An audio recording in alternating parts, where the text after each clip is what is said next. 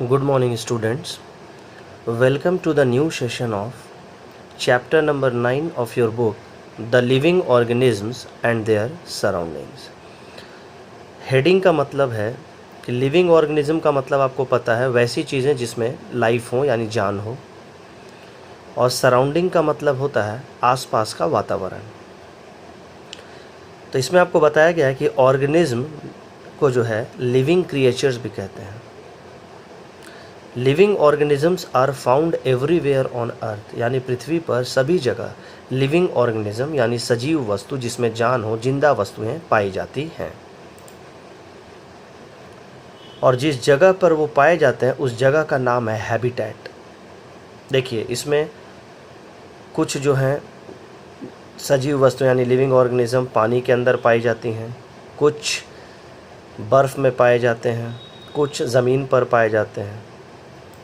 यहाँ देखिए पेड़ पौधे भी ज़िंदा हैं, तो पेड़ पौधों को भी लिविंग ऑर्गेनिज्म बोला जाता है। ये देखिए बर्फीले जो है बर्फ़ के पहाड़ों पर भी पेड़ पौधे पाए जाते हैं। समतल मैदान जो है लैंड पे भी पेड़ हैं, देख रहे हैं। तो ये सारी जो हैं ये हैबिटेट के अंदर आता है। अब सबसे पहले हम जानेंगे कि व्हाट इज़ हैबिटेट।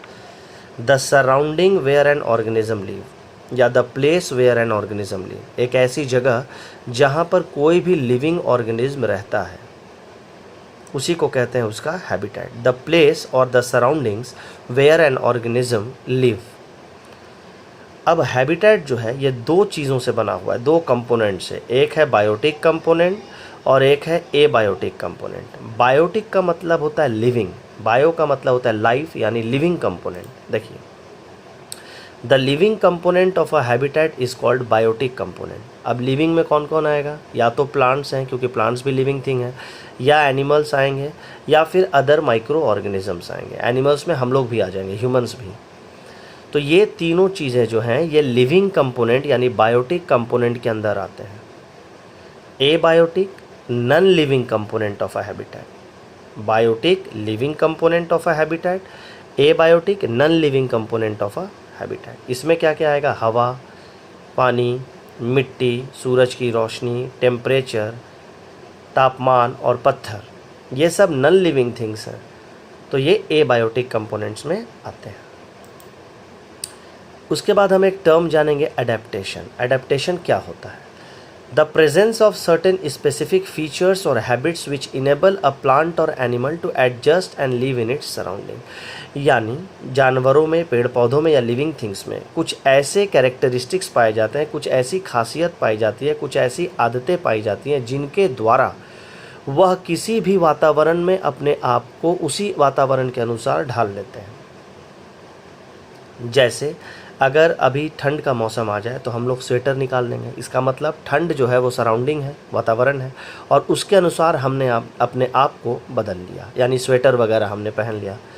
अच्छा, कुछ जानवर ठंड के दिनों में बाहर नहीं निकलते हैं, वो छुप जाते हैं। तो ये सब जो है अडेप्टेशन के अंदर आते हैं। तो अडेप्टेशन का एक बार फिर से आप समझ लीजिए, the presence of certain specific features और habits which enables a plant or an animal to adjust and live in its surrounding is known as adaptation। यानी ऐसी खासियत, जीवित चीज़ों की ऐसी खासियत, ऐसे हैबिट्स जो उनको अपने वातावरण या माहौल के अनुसार बदलने की क्षमता रखने के लिए और ज़िंदा रखने के लिए मदद करती है, उसी खासियत को कहा जाता है अडेप्टेशन। टाइप्स ऑफ अडेप्टेशंस की बात करें तो दो तरह के होते हैं, टेरेस्ट्रियल और एक्वेटिक। टेरेस्ट्रियल वर्ड आया है टेरा से, टेरा का मतलब होता है लैंड यानी ज़मीन का अडेप्टेशन। तो इसमें दो तीन आते हैं, एक आता है डेजर्ट यानी मरुभूमि, रेगिस्तान, दूसरा आता है माउंटेन यानी पहाड़, और तीसरा आता है ग्रासलैंड यानी घास के समतल मैदान। ये तीन जो अडेप्टेशन है वो टेरेस्ट्रियल के अंदर आते हैं। और ये दूसरा है एक्वेटिक। एक्वेटिक एक्वा शब्द से आया और एक्वा का मतलब होता है पानी, यानी वैसे जीव जंतु जो पानी के अंदर पाए जाते हैं।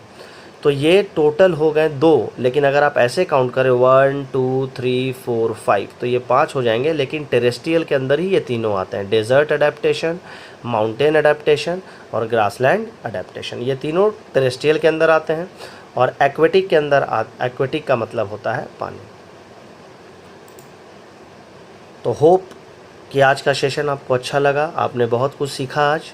आशा करता हूँ कि आप घर में भी पढ़ाई कीजिएगा। आज जो भी मैंने स्लाइड में दिया इसको नोट्स के रूप में एक जगह लिख करके रखिए। नोट्स पढ़िएगा तो उससे दुगना फ़ायदा होगा, आपको समझ में भी आएगा, याद भी करते चलिए, ठीक है।